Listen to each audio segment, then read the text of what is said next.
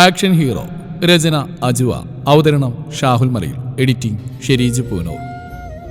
ഇത്രക്ക് പേടിയുള്ള നീയാണോ ഗണ്ണൊക്കെ എടുത്ത് ഇവനെ കൊല്ലാമെന്ന് ആനന്ദി ചോദിച്ചതും ആ ചാവനിൽ നിന്ന് മാറി നിന്നു.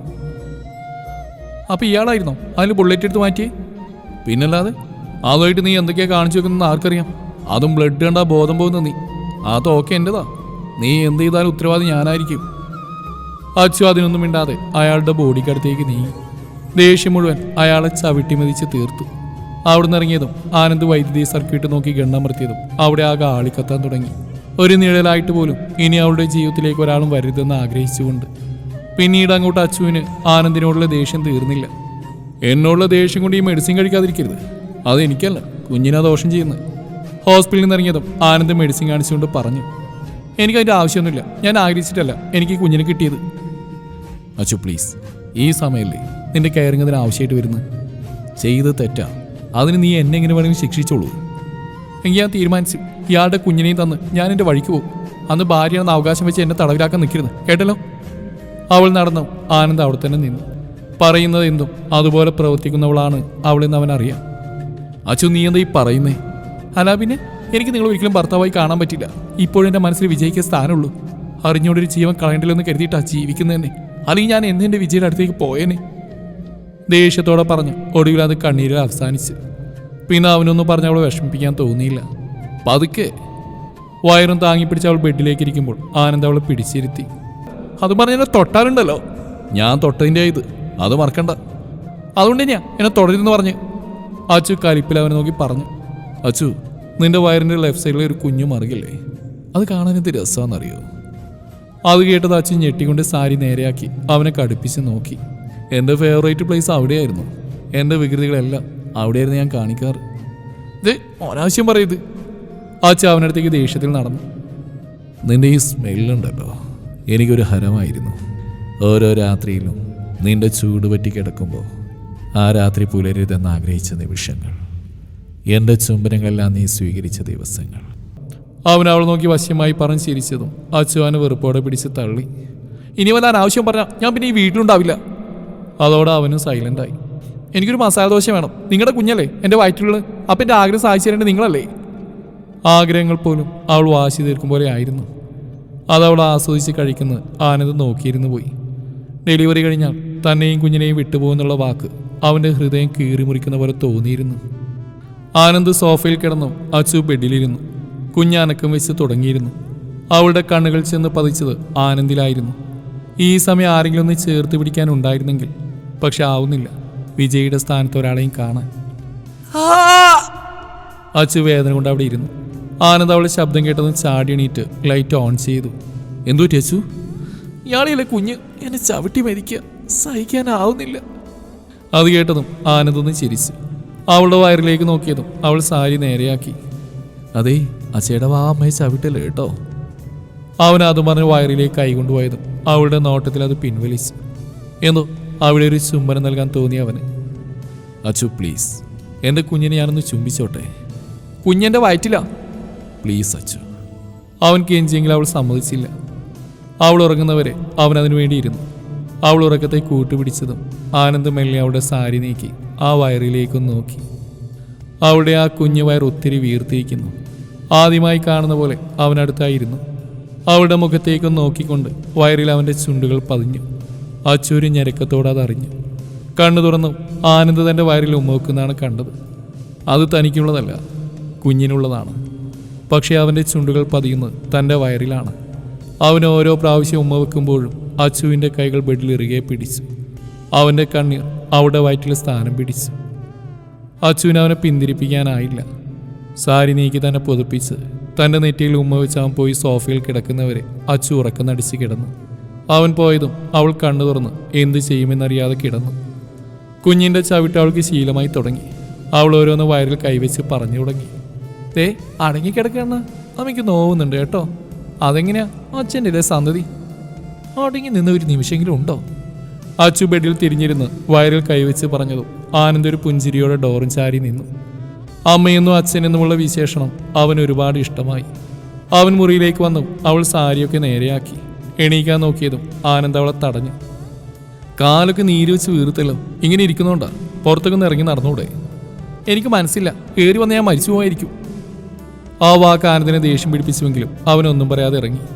ഒരു പാത്രത്തിൽ ചൂടുവെള്ളവുമായി വന്ന് അവളെ കാലിൽ ചൂട് പിടിക്കാൻ തുടങ്ങി. എനിക്കിതിൻ്റെ ഒന്നും ആവശ്യമില്ല.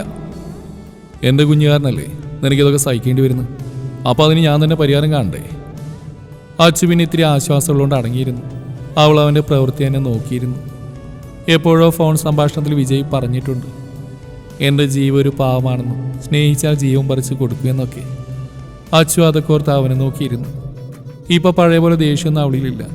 എപ്പോഴും അവളുടെ കൈകൾ അവൻ്റെ തലയിൽ കൂടി വിരലോടിച്ച്. ആനന്ദ് തല ഉയർത്തി നോക്കിയതും അച്ചു കൈ പിൻവലിച്ച്. 7-ാം മാസമായതും അച്ഛനും അമ്മയും അവളെ കൊണ്ടുപോകാൻ വന്നു. ആനന്ദിനെ സഹിക്കാനായില്ല. അച്ചുവിന് എന്തോ വിട്ടുപോകാൻ വിഷമമുള്ള പോലെ.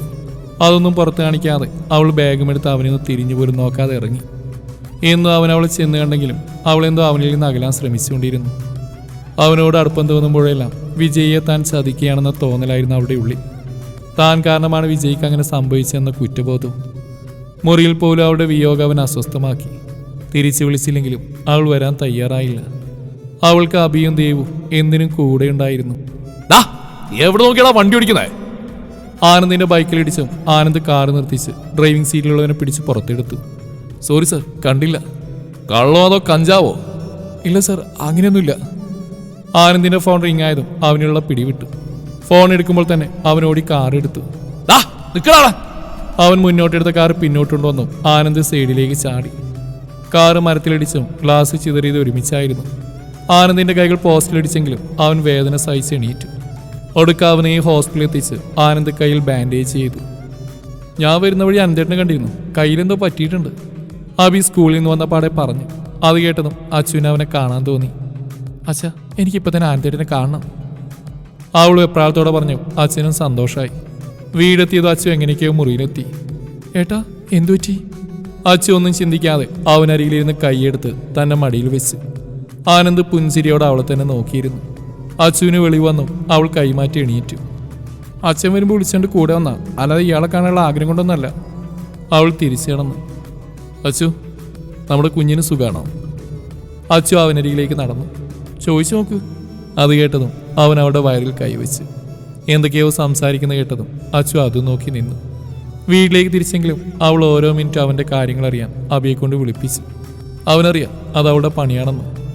കൈയൊക്കെ നേരെയായതും അച്ചുവിനെയും കൊണ്ട് ഹോസ്പിറ്റലിൽ ചെന്ന് ചെക്കപ്പൊക്കെ നടത്തി വീട്ടിലെത്തി. ഈ മന്ത് ലാസ്റ്റിലെ ഡേറ്റ്. അതുവരെ ഇവളെൻ്റെ കൂടെ നോട്ടെങ്കിൽ. എന്താ മോനെ, അവളെ ഞങ്ങൾ നോക്കില്ലേ? മോൻ ധൈര്യമായിട്ട് പോയിക്കോ. ഈ സമയത്ത് അമ്മയാണ് അടുത്ത് വേണ്ടത്.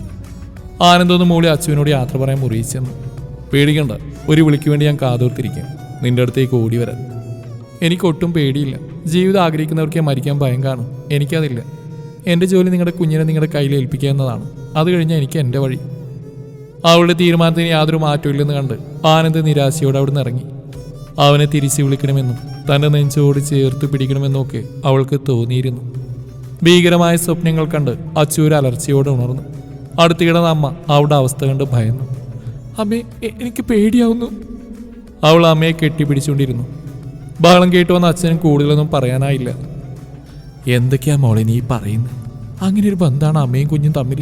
പ്രസവിച്ച് ഉടനെ ഉപേക്ഷിക്കാന്നൊക്കെ വെച്ചാ എൻ്റെ മോൾ അത്രയ്ക്ക് ക്രൂരയാണോ? ഞാൻ അറിഞ്ഞുകൊണ്ടല്ലോ അമ്മയൊന്നും. എനിക്ക് വയ്യനെ ഒന്നിനും. അദ്ദേഹത്തിൻ്റെ ഭാര്യയായിട്ട് ഇനിയുള്ള കാലം കഴിയേണ്ടി വരില്ല ഞാൻ. അതിനെയും നോക്കി നിന്ന ഞാനൊരാൾ കാരണം മകനെ നഷ്ടപ്പെട്ട ഒരു അമ്മയുണ്ട്, എൻ്റെ വിജയിയുടെ അമ്മ. ഇനിയുള്ള കാലം അവരുടെ കൂടെ ജീവിക്കണം. എനിക്ക് അവരെ പരിചരിക്കണം. പഠനം പൂർത്തിയാക്കി ആദ്യം ജോലി വാങ്ങണം. അതിനൊന്നും എനിക്ക് പറ്റില്ല അമ്മേ. അതുകൊണ്ടാ. അവൾ അമ്മയുടെ മടിയിൽ തലവെച്ച് കിടന്നു. പക്ഷേ മോളെ, ആ അമ്മയ്ക്കൊന്ന് ആനന്ദമുണ്ട്. അവരെ നോക്കുന്ന അവനല്ലേ? പറഞ്ഞു തീർന്നതിന് മുന്നേ അവൻ്റെ വണ്ടി മുറ്റത്ത് വന്നിരുന്നു. അച്ഛൻ അമ്മയുടെ മടിയിൽ നിന്ന് തലയെടുത്ത് നേരെയിരുന്നു. ദാ മസാല ദോശയാ. അവൻ വന്നപാടെ കയ്യിലുള്ള കവർ അവൾക്ക് നേരെ നീട്ടി. അച്ചു ആർത്തിയോടെ തുറന്ന് അവിടെ വെച്ച് തന്നെ കഴിച്ച്.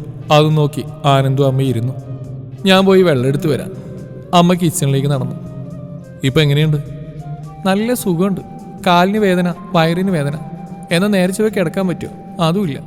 ഇതിൽ കൂടുതൽ എന്ത് വേണം? എല്ലാം ഒപ്പിച്ച് വെച്ചിട്ട്. അവളുടെ പരാതി കേട്ട് ആനന്ദൊന്ന് ചിരിച്ചു. ചിരിക്കണ്ട, ഇതുകൊണ്ട് എനിക്കാ നഷ്ടം.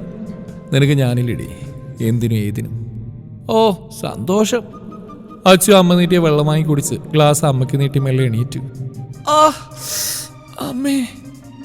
അച്ചു വയറിൽ കൈവച്ച് പറഞ്ഞു. ആനന്ദ് ചാടി എണീറ്റു. എന്തു പറ്റി അച്ചു? എനിക്ക് വയ്യ അമ്മേ. അവൾ അമ്മയുടെ തോളിലേക്ക് ചാഞ്ഞു. അച്ചു. ആനന്ദ് അവളെ നോക്കി ദയനീയമായി വിളിച്ചു. ആ അമ്മേ. അവൾ വീണ്ടും വേദന കൊണ്ട് പുളഞ്ഞു. ആനന്ദ് പെട്ടെന്ന് തന്നെ കാറെടുത്തു അമ്മയും അച്ഛനും അച്ഛമ്മയ്ക്കായി ഹോസ്പിറ്റലിലേക്ക് വിട്ടു. കാറിൽ നിന്ന് അച്ചു ഉറക്കെ കരയാൻ തുടങ്ങി. ആനന്ദിന് എന്തോ കുറ്റബോധമായിരുന്നു ആ നിമിഷം. അവൻ്റെ നെഞ്ചിലായിരുന്നു അവളേക്കാൾ വേദനയുള്ളെന്ന് വരെ തോന്നിപ്പോയി. ലേബർ റൂമിലേക്ക് കയറുമ്പോഴും അവൾ കരച്ചിലോട് ആനന്ദിനെ നോക്കി. എന്തൊക്കെയാ അവൻ അവളോട് പറയണമെന്നുണ്ടായിരുന്നു. പക്ഷേ അവിടെയും മൗനം മാത്രമായിരുന്നു. അശ്വതി പ്രസവിച്ചു, ആൺകുഞ്ഞ. ലേബർ റൂമിൽ നിന്നും മാലാഖ പറഞ്ഞതും ആനന്ദിന്റെ ഉള്ളിൽ സന്തോഷം അലതള്ളി. എൻ്റെ അച്ചു, അവൾക്ക് കുഴപ്പമൊന്നുമില്ല. ആനന്ദ് അച്ഛനെയും അമ്മയും നോക്കിയൊന്ന് ചിരിച്ച്. കൈ നിറയെ കുഞ്ഞുടുപ്പുകളുമായി അമ്മയും വൈകിയും വന്നു. അവരൊക്കെ കുഞ്ഞിനെ കയ്യിൽ കിട്ടിയതും ഒരുപാട് സന്തോഷിച്ചു. ആനന്ദ് തൻ്റെ ചോരത്തുടിപ്പിലേക്കൊന്ന് നോക്കി. സന്തോഷം കൊണ്ടാവും കണ്ണുകൾ നിറഞ്ഞൊഴുകി. അശ്വതിക്ക് ഓപ്പോസിറ്റീവ് ബ്ലഡ് വേണം, ആൾക്ക് നല്ലപോലെ ബ്ലീഡിംഗ് ഉണ്ട്. ലേബർ റൂമിന്റെ ഡോർ തുറന്ന് നഴ്സ് പറയുന്ന കേട്ട് ആനന്ദ് ഞെട്ടിത്തരിച്ച് നിന്നു. എന്നെ നീ വീണ്ടും ഒറ്റപ്പെടുത്തുകയാണോ ദൈവമേ? കുഞ്ഞിനെ തന്ന് ഞാൻ എൻ്റെ വിജയുടെ അടുത്തേക്ക് പോകും. അവളുടെ വാക്കുകൾ അവൻ്റെ കാതിൽ മുഴങ്ങി കേട്ടു. തുടരും ഈ കഥയുടെ അവസാന ഭാഗം നാളെ ഇതേ സമയം. ഈ കഥ അവസാനിച്ചാൽ ഉടൻ തന്നെ ഐശ്വര്യ പ്രകാശ് എഴുതുന്ന റൗഡി ചെക്കൻ്റെ കുറുമ്പിപ്പെണ്ണ് എന്ന പുതിയ കഥ ആരംഭിക്കുന്നതാണ്.